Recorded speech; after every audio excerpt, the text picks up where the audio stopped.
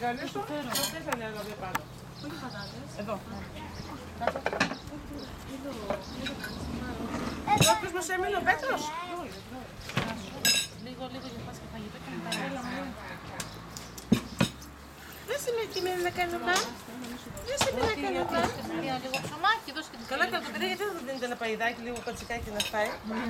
Έχει κρέας. Γιατί δεν το δίνεις κατσίκι, πέτσα. Ναι, λίγη πετσούλα. Δώσε το παιδί. Ο Χάρης πώς τρώει. Ναι. Ο Χάρης μόνο τέτοια τρώει.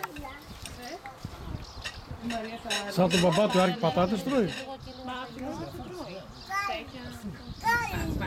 Μην το ρίξεις το ψωμάκι. Δεν έχει άλλο. Χάρη, το κατσίκι περιμένεις εσύ. Τι περιμένεις. Η Μαρία περιμένει το κατσίκι.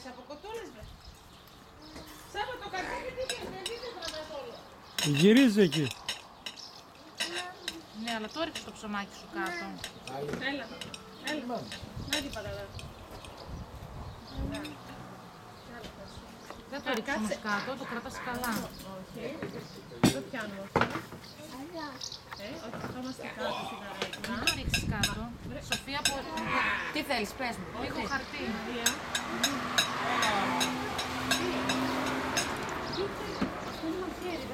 Χαρτοπετσέτες που έχει. Πυρούνι κάνει.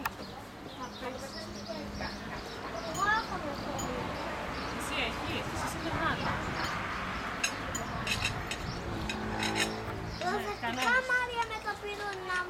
Μαμί, η γιαγιά δεν αφήνει να πάει πυρούνι, μόνο κουτάλι. Ναι. Αυτή μπορεί να πει πιο μετά στο καφέ. Εσύ πολλές πατάτες τρως να φάω κι εγώ. Χάρη, Τη σκόβει κιόλα. Καλή είναι. να πάρω κι εγώ μια πατάτα από σένα. Να μας δώσεις να φάμε κρέα. Όχι. Τσιγκούνης είσαι ρε. Μαρία. Κοίτα, εμείς το πυρούνι. Το παλικάρι μου, κοίτα το ψωμί που του. Τρέχουν, ναι. Πάμε στη γιαγιά να μας δώσει. Όχι τα πολύ στο τραπέζι.